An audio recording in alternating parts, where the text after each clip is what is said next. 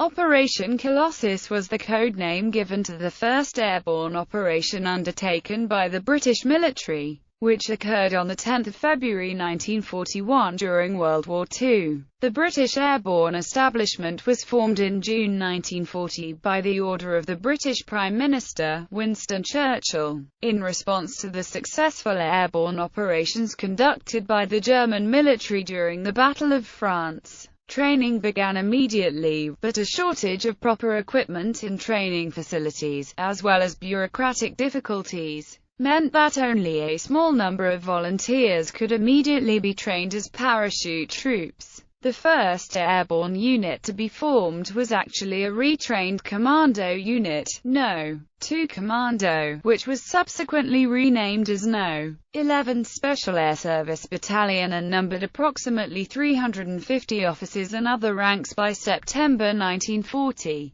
The battalion finished its training in December 1940, and in February 1941 38 members of the battalion, known as X-Troop, were selected to conduct an airborne operation, which was intended to test the capability of the airborne troops and their equipment, as well as the ability of the Royal Air Force to accurately deliver them. The target chosen for the operation was a freshwater aqueduct near Calatri in southern Italy, which supplied water to a large portion of the Italian population as well as several ports used by the Italian military. It was also hoped that its destruction would hamper Italian military efforts in North Africa and Albania. The airborne troops were delivered by converted Armstrong-Whitworth Whitley medium bombers to the target on 10 February. But equipment failures and navigational errors meant that a significant portion of the troops' explosives, and a team of Royal Engineer sappers, landed in the wrong area. Despite this setback, the remaining members of the troops successfully destroyed the aqueduct and withdrew from the area, but were all captured by the Italian authorities within a short time. An Italian translator was tortured and executed, and one paratrooper managed to escape captivity, but the rest remained as prisoners of war. The aqueduct was rapidly repaired before local water reserves ran out, ensuring that the local population and the ports were not deprived of water, and, consequently, that the Italian war efforts were not hampered. However, it served as a morale boost for the fledgling airborne establishment, and the technical and operational lessons learnt from the operation helped the development of further airborne operations. Background: the German military was one of the pioneers of the use of airborne formations, conducting several successful airborne operations during the Battle of France in 1940, including the Battle of Fort Ébenemel. Impressed by the success of German airborne operations, the Allied governments decided to form their own airborne formations. This decision would eventually lead to the creation of 2 British airborne divisions, as well as a number of smaller units. The British Airborne Establishment began development on the 22nd of June 1940, when the Prime Minister, Winston Churchill, directed the War Office in a memorandum to investigate the possibility of creating a corps of 5,000 parachute troops. Despite the Prime Minister's desire to have 5,000 airborne troops within a short period, a number of problems were rapidly encountered by the War Office. Very few gliders existed in Britain in 1940, and these were too light for military purposes. And there was also a shortage of suitable transport aircraft to tow gliders and carry paratroopers. On 10 August, Churchill was informed that although 3,500 volunteers had been selected to train as airborne troops, only 500 could currently begin training due to limitations in equipment and aircraft. The War Office stated in a memorandum to the Prime Minister in December 1940 that 500 parachute troops could probably be trained and be ready for operations by the spring of 1941. But this figure was purely arbitrary. The actual number that could be trained and prepared by that period would rely entirely on the creation of a training establishment and the provision of required equipment. A training establishment for parachute troops was set up at RAF Ringway near Manchester on 21 June 1940 and named the Central Landing Establishment, and the initial 500 volunteers began training for airborne operations. The Royal Air Force provided a number of Armstrong-Whitworth-Whitley medium bombers for conversion into transport aircraft for paratroopers. A number of military gliders were also designed, starting with the General Aircraft Hotspur, but gliders were not used by the British until Operation Freshman in 1942. Organisational plans were also being laid down, with the War Office calling for 2 parachute brigades to be operational by 1943. However, the immediate development of any further airborne formations, as well as the initial 500 volunteers already training, was hampered by 3 problems. With the threat of invasion in 1940, many War Office officials and senior British Army officers did not believe that sufficient men could be spared from the effort to rebuild the army. After the Battle of France to create an effective airborne force, many believed that such a force would only have a nuisance raiding value and would not affect the conflict in any useful way. There were also material problems. All 3 of the armed services were expanding and rebuilding, particularly the Army, and British industry had not yet been organised to a sufficient war footing to support all 3 services as well as the fledgling airborne force. Finally, the airborne forces lacked a single, coherent policy, with no clear idea as to how they should be organised, or whether they should come under the command of the Army or the RAF. Inter-organisational rivalry between the War Office and the Air Ministry, in charge of the RAF, was a major factor in delaying the further expansion of British airborne forces.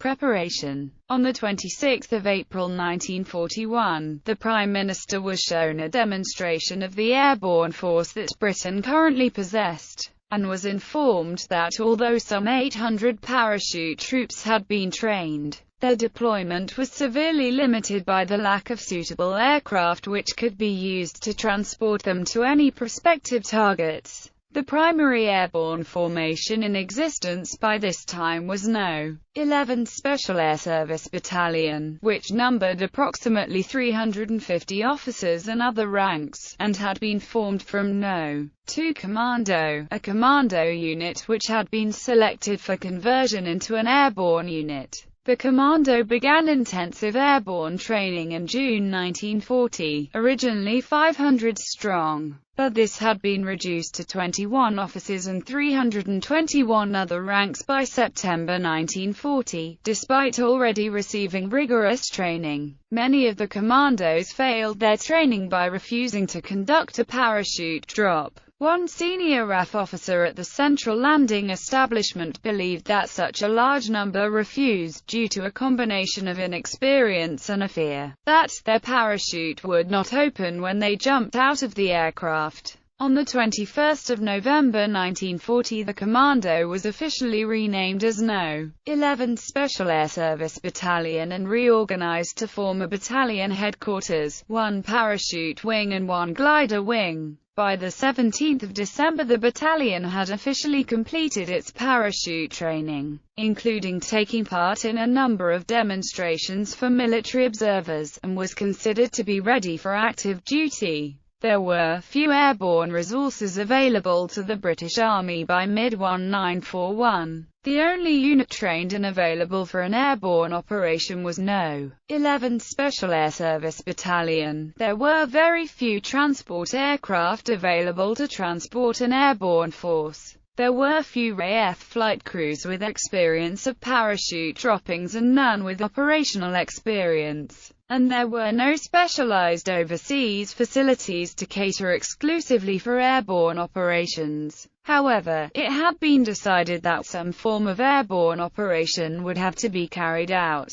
The reasons for mounting an operation with such meager resources were twofold. Firstly, a successful raid would demonstrate to the rest of the world that Britain was still a force to be reckoned with and had not been defeated, and secondly, a raid would test the fighting ability of the battalion and its equipment. as well as the RAF's ability to deliver paratroopers at a predetermined location at a required time. The target chosen for the operation was an aqueduct, disambiguation needed, that crossed the Tragino River in the Campania province of southern Italy, near the town of Calatri. The aqueduct carried the main water supply for the province of Apulia, which at the time was inhabited by approximately 2 million Italians and included the strategically important port of Taranto. It was hoped that destroying the aqueduct and depriving the population of their regular water supply would damage their morale, and also have some impact on the Italian war efforts in North Africa and Albania. The aqueduct was a significant distance from the Italian coast, making it unlikely that a seaborne raiding party could reach it,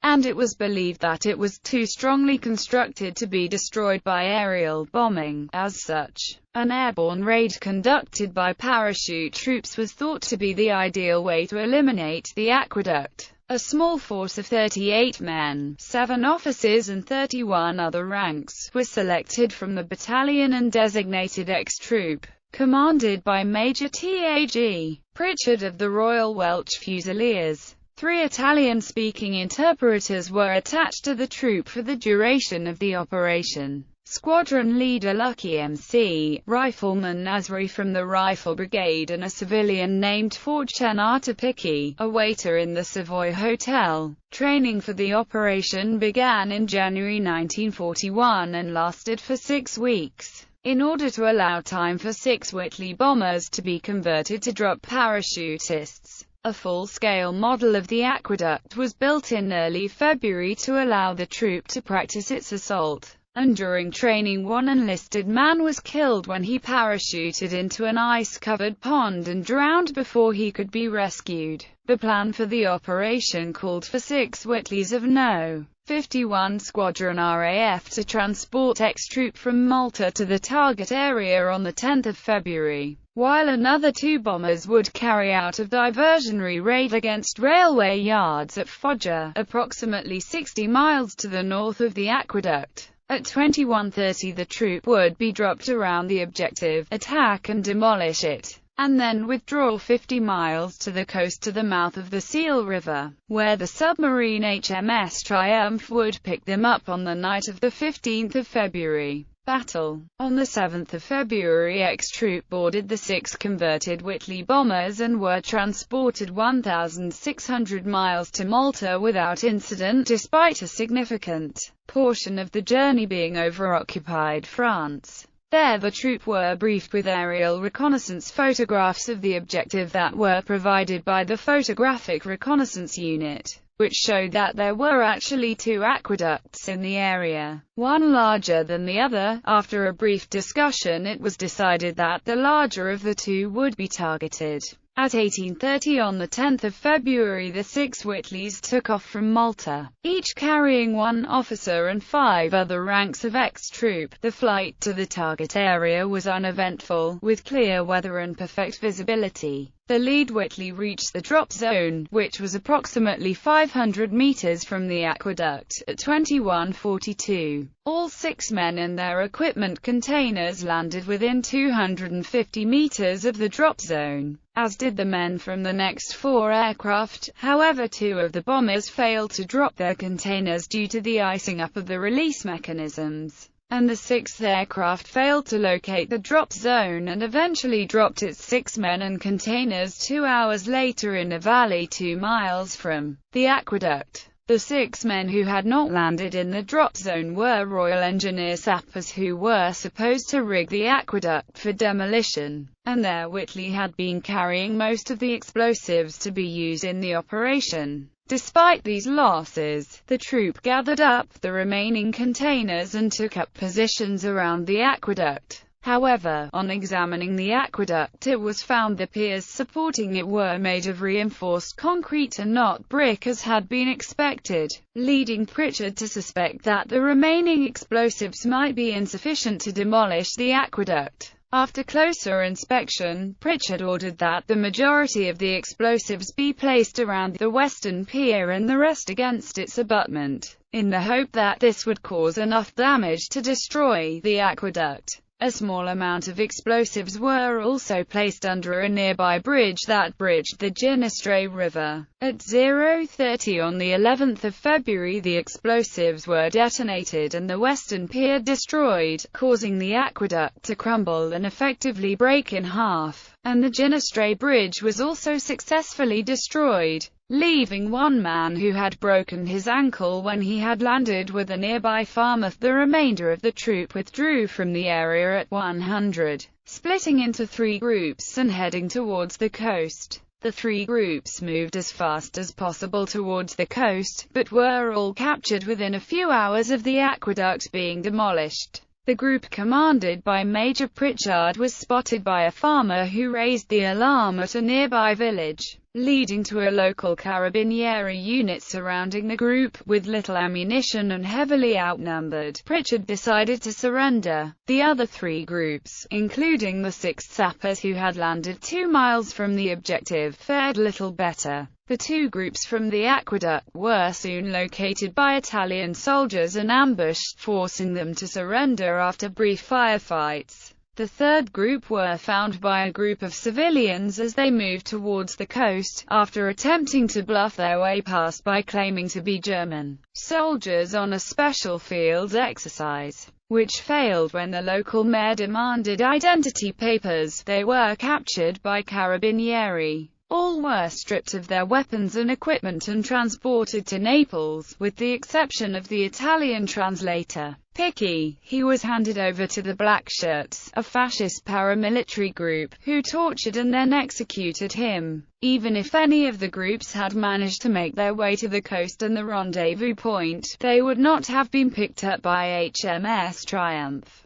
One of the 2 Whitleys conducting the diversionary raid at Foggia suffered engine trouble after bombing the railway yards. The pilot radioed Malta, informing his airfield that he was ditching in the mouth of the River Seal, coincidentally the area where the rendezvous was to occur. Fearing that the message had been monitored by the Italians and that the submarine might sail into a trap, the decision was made by senior officers not to send it to the rendezvous point. Aftermath. The destruction of the Trajano aqueduct had a negligible effect on the Italian war effort in North Africa and Albania, as it did not create a serious interruption to the water supplies of Taranto and other ports. The water supplies in local reservoirs lasted for the short period needed for the aqueduct to be repaired. However, the operation did create a certain amount of alarm in the Italian population and caused stringent new air raid precautions to be introduced by the Italian government, which were still in place when Italy surrendered in 1943. Major General Julian Thompson has criticized the operation, claiming that although there was a great deal of planning in terms of how to insert the airborne troops,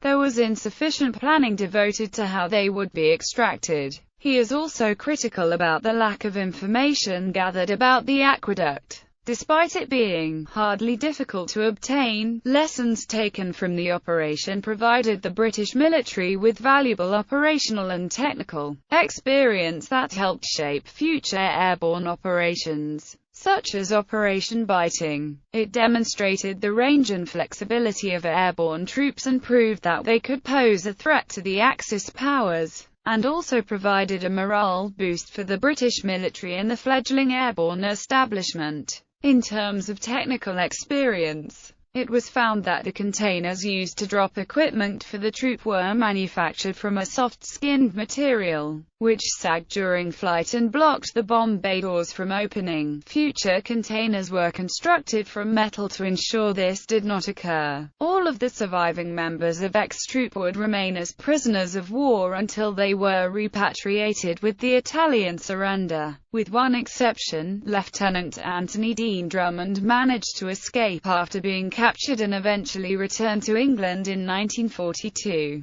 joining the newly formed 1st Airborne Division. When the airborne establishment was expanded, No. 11th Special Air Service Battalion was renamed 1st Parachute Battalion, and eventually formed the nucleus of 1st Parachute Brigade when it was created in September 1941. Bibliography. Flanagan, M. Jr. Airborne, A Combat History of American Airborne Forces. The Random House Publishing Group. ISBN 0-89141-688-9. Hartley, Peter. Wings of War. Airborne Warfare 1918–1945. Weidenfeld and Nicholson. ISBN 0-304-36730-3. Otway, Lieutenant Colonel T.B.H. The Second World War 1939–1945 Army, Airborne Forces. Imperial War Museum.